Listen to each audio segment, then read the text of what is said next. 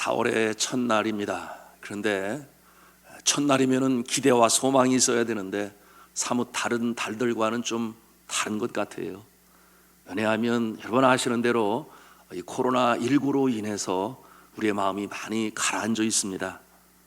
세상은 이 코로나19로 인해서 두려움과 공포로 인해 모든 일들이 멈추어 있어요. 함께 모이고 만나고 진행되어져야 할 그 일들의 약 70%가 멈추어 있다, 그렇게 들었습니다. 또한 개학을 기다리고 있는 학생들, 학부모의 기다림이 있었는데, 그런데 유치원과 초등학교, 중학교 아직 개학이 이루어지지 아니하고, 또 고등학생들은 영상으로 시작된다 하고, 또 학교에 나오는 것을 병행한다 이렇게 진행한다고 하지만 이 모습이 정상이 된 것은 아니지요. 계속해서 사회적 거리 두기를 강조하니 사람들이 모이고 왕래하며 해야 할 일들이 너무나 많이 축소되었어요. 저가 항공사 그리고 여행사들은 수도 없이 이제 폐업을 신청했습니다. 국가 전체의 경제적인 손해가 천문학적인 이 숫자에 이르렀어요. 평생 한번 겪을까 말까한 이 초유의 일이 21세기 초에 저와 여러분이 함께 살고 있는 이 시대에 우리가 지금 경험하고 있습니다. 한편으로는 믿겨지지가 않아요. 지금 이게 내가 꿈을 꾸고 있는 건지, 이 현실이 정말 마음에 쉽게 와닿지가 않습니다. 한 달 정도면 끝날 줄 알았는데 2달이 지나고 3번째 달로 접어들게 돼요. 매일매일 확진자는 줄지 않고 사망자는 늘어가며 일상의 모습으로 돌아가지 못하고 있으니 참이 나타나는 현상이 참으로 심각합니다. 정신적으로 어렵지요. 우리 자녀들이 또한 견디기가 어려워요. 얼마나 체력이 왕성합니까? 학교에 가서 친구들 만나고 열심히 뛰놀아야 되는데 마음껏 뛰놀지 못해요. 그러니 집안에 갇혀 있습니다. 스트레스가 쌓여요. 그러니 또 그 아이들을 돌봐야 하는 엄마는 또 얼마나 쉽지 않아요. 그러니 인내하고 참으면서 잘 돌봐야 되는데 마음은 그렇게 쉽게 따라오지 않지요. 그래서 그야말로 부글부글하고 막 터지기 일부 직전입니다. 여러분, 이와 같은 모습으로 인해서 코로나 방학 규칙이라는 게 생겼다 그랬어요. 제가 지난 금요일 날 나누었는데, 엄마가 화나지 않도록 자녀들이 이제 눈치 보면서 그렇게 이 기간을 보내야 되는데, 첫째, 주는 대로 먹는다. 음식 투정하면 안 된다. 2번째, TV 끄라고 하면 당장 끈다. 셋째, 사용한 물건 즉시 제자리에. 넷째, 한 번 말하면 바로 움직인다. 5째, 엄마에게 쓸데없이 말 걸지 않는다. 만약에 이 규칙을 어기면 피가 코로나 올 것이다. 이렇게까지 유머 섞인 그와 같은 규칙을 정하고, 그러나 또 웃지 못할 사실이잖아요. 현실이 그러합니다. 정말 집안 분위기가 무시무시하죠. 이와 같은 코로나 이 사태를 겪으면서 믿는 자나 믿지 아니하는 자가 똑같이 도대체 왜 이런 전염병이 우리에게 임해야 되는가, 그런 질문을 하지 않을 수가 없습니다. 물론 과학적으로 나름 증명이 되었죠. 중국의 우한에서 이 박쥐를 통해 전염균이 이제 퍼지게 되었다. 자, 그런데 그래서 그럴까요? 여러분, 성경 신명기 14장 18절에 먹지 못하는 부정한 짐승들 중에 학과 황새 종류와 대승과 박쥐라고 그렇게 언급하고 있어요. 박쥐의 이름을 거기에서 언급합니다. 그런데 이러한 과학적인 답을 넘어서서 신앙인들은 좀 더 심오한 의문을 갖게 되지 않습니까? 왜 하나님은 이러한 전염병을 허락하시는가? 이와 같은 질문을 하지 않을 수 없는 거죠. 인류 역사 속에 치명적인 이 전염병의 역사가 여러 번 있었습니다. 고고 학자들은 주전 1600년경에 미라의 얼굴에서 이 천연두 자국을 발견했어요. 전염병이죠. 그런가 하면 가장 오래된 문헌 기록으로는 주전 5세기 투키디데스의 펠로폰네스 전쟁사라고 하는 그 문헌의 기록이 되어 있습니다. 주전 431년에 아테네를 엄습한 이 괴질로 인해서 병사들의 3분의 1이 죽었다 그랬어요. 전염병이죠. 그런가 하면 주후 165년부터 180년까지 전염병이 돌게 되었는데 수백만 명의 로마인들이 죽었습니다. 그때 황제였던 마르쿠스 안토니우스가 감염이 되어 세상을 떠나요. 14세기에는 유럽을 강타한 페스트라고 하는 흑사병으로 인해서 유럽 인구의 3분의 1에 달하는, 그러니 그 숫자가 4천만 명에서 6천만 명에 이르렀어요. 사망했습니다. 16세기에는 멕시코 중부와 남부 지역의 아즈텍 백성들이 전염병으로 인해서, 천연두로 인해서 2천만 명이 죽었어요. 1812년에 여러분 나폴레옹이 러시아를 쳐들어가는 중에 티푸스라고 하는 이 전염병, 그리고 혹한으로 인해서 저들이 퇴각할 수밖에 없었습니다. 그리고 이제 우리가 많이 들었습니다. 1918년도에 스페인 독감으로 인해서 2,500만 명의 사람들이 사망했습니다. 우리나라는 없었을까요? 1918년 무오년 독감이라고 불린 연병 때문에, 연병이라고 그랬죠. 그래서 740만 명이 감염이 되어서 14만 명이 사망했습니다. 왜 지구상에 이러한 역병이 발생하고 또 발생하는가? 성경적인 답은 이러합니다. 하나님과 우리와의 관계가 단절이 되었기 때문에, 두절이 되었기 때문에 그래서 시작이 되었다. 인류의 첫 조상인 아담과 하와, 하나님께서 선하게 창조하셨는데 먹지 말라고 하는 선악과의 열매를 따먹음으로, 무슨 말씀입니까? 하나님의 말씀을 거역함으로 말미암아 하나님이 만드신 아름다운 세상은 전혀 다른 길로 가기 시작했으니, 죄로 인하여 그 결과가 무엇입니까? 사망이라고 그랬어요. 그러니 전쟁이나 사고로 이 세상을 떠나기 전에 어떤 일들이 벌어집니까? 질병이 찾아옵니다. 그래서 질병으로 인해서 생로병사의 단계를 거치면서 인생은 그렇게 죽어갑니다. 여러분이 역병 또는 이 전염병, 중간 숙주 동물인 박쥐나 사양고양이, 낙타나 개미하리, 이와 같은 짐승들의 그 모습을 거쳐서 각기 돌연변이 바이러스로 변합니다. 인간의 몸에 침투되게 되었지만 그 근본적인 원인이 무엇이냐? 바로 이처럼 하나님과 인간과의 단절로 인하여 거역으로 말미암아 이 땅에 질병이 임하고 전염병도 그 중에 하나다, 우리가 그렇게 볼 수 있는 것입니다. 그러면 두 번째 질문으로 이어집니다. 그러면 전염병은 왜 갑자기 이렇게 나타나서 수많은 사람들의 생명을 빼앗아가는 것인가? 하나님은 알고 계신가? 하나님께서 알고 계시다면 이것을 허락하셨는가? 이와 같은 질문을 우리가 하지 않을 수가 없습니다. 그렇다면 왜 그렇게 하시는가? 성경은 이에 대해서 뭐라고 말씀하고 있는가? 이 질문, 우리 믿음의 사람들이 해야 될 질문 아니겠습니까?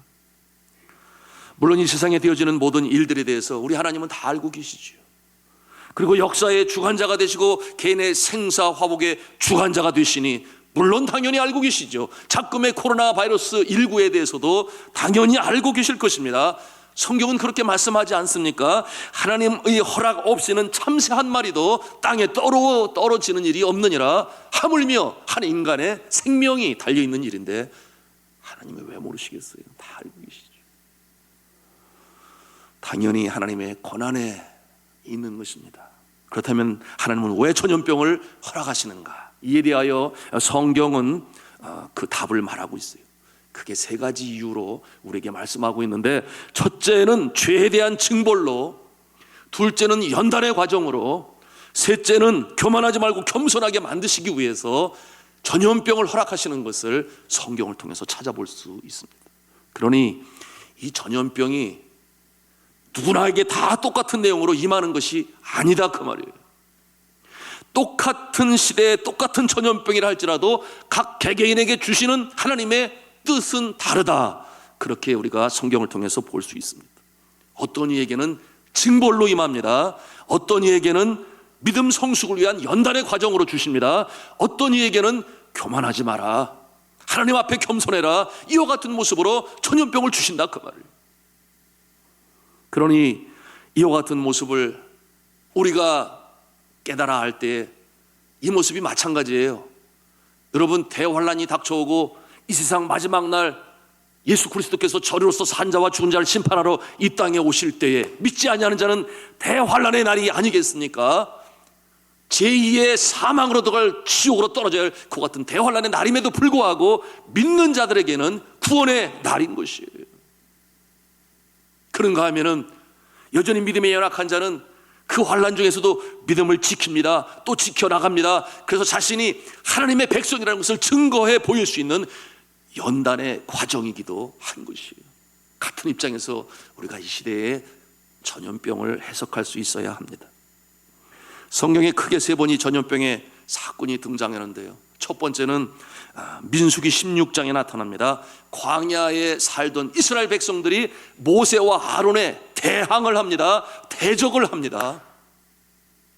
그러니 하나님께서 전염병을 허락하세요. 그러므로 말미암아 이 전염병으로 인하여 14,700명이라고 그랬어요. 많이 죽었어요. 그런데 이 전염병은 아론과 그의 후손들, 그들에게는 새로운 사명으로 받는 전화위복의 기회가 되었으니, 여러분, 아론의 후손들이 누구예요? 레위 족속 아니겠습니까? 그때로부터 너희들은 민족의 백성의 죄를 끌어안고 하나님 앞에 나와 기도하는 중보자가 되어라. 제사장의 사명을 감당하는 레위 지파로 서게 되는 거예요. 그러니 저들에게는 멸절이요 전염병이 멸망이었으나 레위 족속에게는 하나님 앞에 새롭게 세우시는, 그러므로 믿음의 자녀로 축복받는 레위 족속의 후손으로 세우시는 놀라운 역사가 되었다. 여러분, 이와 같은 모습이 오늘날 코로나 바이러스도 마찬가지라고 저는 생각을 합니다. 누구에게는 형벌이요 징벌일 것입니다. 그러나 어느 누구에게는 새로운 사명을 주시는 연단의 과정이 될 수 있다. 믿습니까? 우리 믿음의 사람들은 그와 같은 모습으로 이 전염병을 대할 수 있어야 돼요. 주의 종들도 믿음의 사람들도 마찬가지고, 여러분, 특별히 의사들, 간호사들, 그렇지 않겠습니까? 이래서 내가 의사가 되었구나, 이래서 내가 하나님께서 나를 의사로 세우셨구나, 간호사로 세우셨구나, 열심히 수고해야지, 사명 감당해야지. 그런가 하면 119 대원들도 그러지 않겠어요? 이때를 위해서 나를 이 자리에 세우셨구나. 의학자들 마찬가지 아니겠습니까? 어서 속히 열심히 연구해서 백신을 개발해서 더 많은 피해가 입지 않도록 내가 열심히 수고해야 되겠구나. 이와 같은 때에 자신의 사명으로 깨닫게 알게 하시는 것입니다. 그러므로 의학도 발전할 수 있는 계기가 되는 것이에요. 이와 같은 모습을 믿는 사람들도 마찬가지예요. 주의 종들도 마찬가지예요. 어려움에 처한 이웃들, 교우들, 힘들 때 밖에 나오지 못해요. 어르신들 더 그래요. 전화로라도 한 번 더 해서 위로하고 격려하고, 그런가 하면은 이 어려운 때에 소천하시는 그 같은 가정이 있어요. 누가 찾아가야 되겠습니까? 가서 격려하고 위로하고 믿음의 사람들의 본분을 지켜나가는 모습이 세상 사람들과는 다른 그 모습으로 설 수 있는 계기가 되어진다. 여러분, 이와 같은 어려움이 처했을 때에 우리의 본분을 우리가 볼 수 있어야 하고, 간절히 기도합니다. 어려움이 있을 때에 우리 믿음의 사람들은 이것이 연단의 과정이요 믿음으로 설 수 있는 오히려 전화위복의 계기가 되게 하여 주시옵소서. 그 같은 기도를 해요. 근본에도 어려움을 당하면서 어느 한 부부가 연락이 왔어요.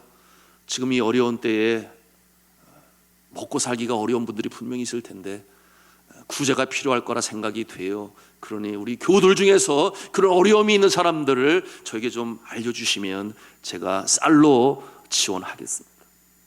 그래서 어제 어려우신 분들 20명을 선발했어요.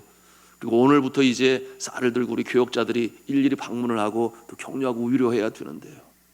사랑하는 성도 여러분, 이와 같은 모습들이 어려움에 처한 우리의 입장임을 알아 하나님께서 나에게 주시는 메시지가 있을 거야, 이렇게 생각하시고 기도하시는 여러분 되시기를 주님의 이름으로 축복합니다.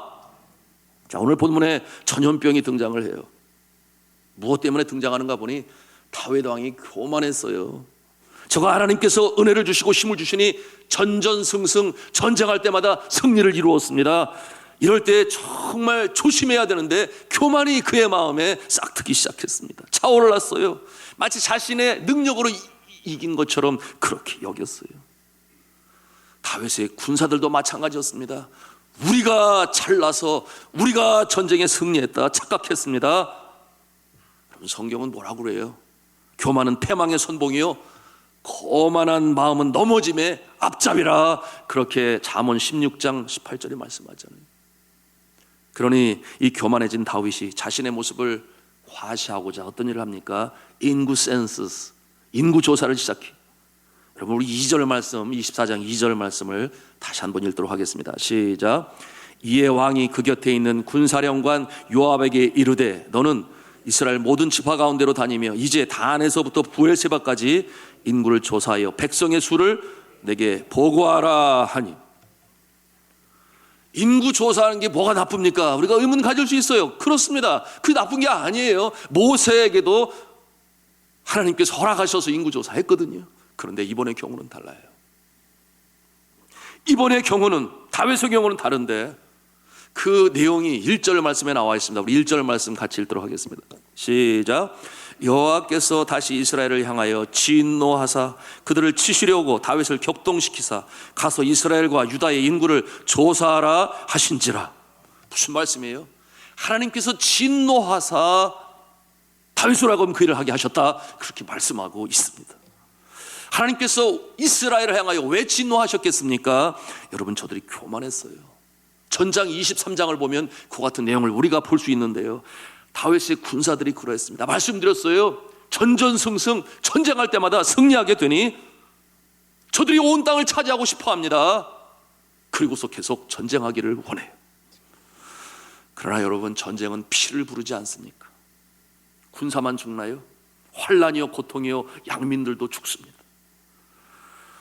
무엇보다 중요한 것은 전쟁은 여호와께 속한 것이니 하나님의 손에 달려있는 것인데, 저들이 임의로 그 교만한 마음을 가지고 온 땅을 다 차지하려고 그래요. 그러니 하나님께서 그 모습을 보실 때에 진노하셨다, 그렇게 말씀하고 있는 것입니다. 그러므로 하나님께서는 다윗의 교만한 마음을 그대로 내버려 두셨다 그랬어요. 우리의 마음에 그런 생각 들지 않습니까? 내버려 두지 마시고 인구조사하지 마라, 교만하지 마라, 이렇게 하시면 더 좋지 않겠습니까? 이런 의문을 가질 수 있어요. 그런데 왜 하나님께서 그렇게 하시는가? 다윗의 교만을 꺾으시기 위하여, 아주 따끔한 맛을 보여주시기 위하여 그대로 하게 내버려 두신 것입니다. 우리가 거기까지 가면은 안 되는데. 3절에 보니까 영적으로 눈이 떠 있는 요압 장군이 반대하지 않아요? 왜 인구조사를 하시느냐? 하나님께서 어련히 알아서 지키시지 아니하시겠는가? 하나님께서 어련히 알아서 지키실 것인데, 기뻐하시지 않을 건데 왜 인구조사합니까? 그렇게 충언을 하지요, 직언을 합니다. 다윗이 듣지를 않아요. 내 백성의 숫자가 이마만큼 되고, 그리고 그와 같은 모습으로 과시하고자 하는 마음이 다윗의 마음에 들으니 그 마음을 표출하고자 하니, 그래 어떤 모습이에요? 우리 8절 말씀을 또 읽도록 하겠습니다. 8절 말씀에 같이 읽습니다. 시작. 그들 무리가 국내를 두루돌아 9달 20날 만에 예루살렘에 이르러. 무슨 말씀입니까? 9달 20날을 걸려서 인구조사를 하고 있는 것입니다. 여러분, 이와 같은 모습 하나님께서 기뻐하시지 않지요. 다윗이 언제 깨달음이 옵니까? 인구조사를 다 마치고 나서 그때서야 비로소 내가 잘못했구나, 그러지 말았어야 되는데, 그런 마음 가지요. 우리 10절 말씀을 10절을 같이 읽도록 하겠습니다. 시작. 다윗이 백성을 조사한 후에 그의 마음에 자책하고 다윗이 여호와께 이르되 내가 이 일을 행함으로 큰 죄를 범하였나이다. 여호와여, 이제 간구하옵나니 종의 죄를 사하여 주옵소서. 내가 심히 미련하게 행하였나이다 하니라. 여러분, 그런데 이미 늦었어요. 물이 엎질러졌습니다. 다음날 아침에 갓 선지자가 다윗에게 찾아와요. 그리고 뭐라고 말씀합니까? 13절 말씀인데요, 이스라엘에 3가지 어려움이 임할 것이다. 그 중에 하나를 택하라. 그대로 임하게 될 것이다. 그게 뭐예요? 첫째는 이스라엘에 7년간 기근이 있을 것이다. 둘째는 전쟁에 패하여 왕이 3달 동안 도망하게 될 것이다. 셋째는 왕의 땅에 3일간 전염병이 있을 것이다. 이와 같은 3가지 내용 중에 하나를 택하라고 그래요. 그때 다윗이 어떤 생각을 갖습니까? 사람의 손에 넘겨 징벌을 받느니 차라리 하나님 손에 벌을 받는 것이 좋겠습니다. 그래서 하나님의 뜻에 맡기지 않아요. 그래서 나타나는 현상이 무엇입니까? 바로 전염병이었습니다. 단에서부터 부엘셰바까지라고 말씀하고 있어요. 이스라엘 전역에 전염병이 임하게 되니 죽은 자가 몇 명이라고 했습니까? 7만 명에 이르렀다 그랬어요. 그런데도 아직 끝난 것이 아니었어요. 다윗이 놀랍니다. 그가 그처럼 자랑스럽게 여겼던 자신의 동료 군사들이 죽어요. 사랑하는 백성들이 죽어요.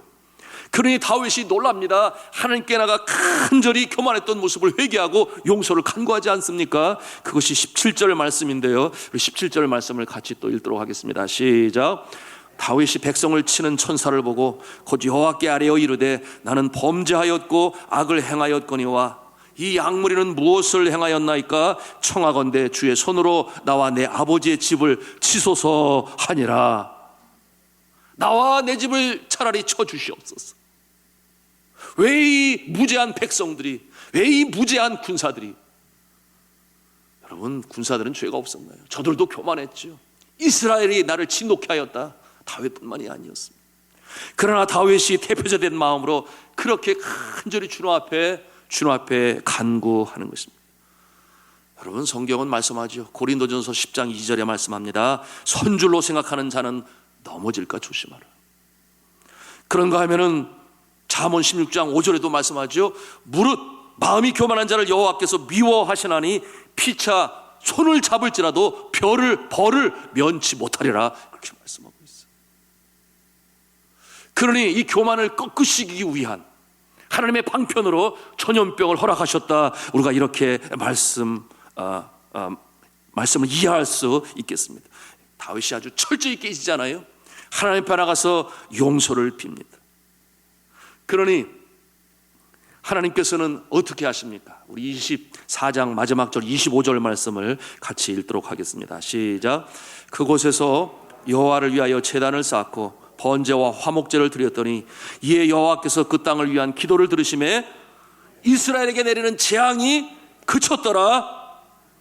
하나님께서 다윗의 기도를 들으시고 이제 더 이상의 이 역병이, 전염병이 기승하지 않도록, 창궐하지 않도록 그 정도 선에서 하나님께서 멈추셨다. 그렇게 말씀하고 있습니다.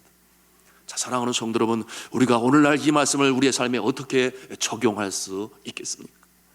하나님 앞에서 교만하지 말아야 합니다.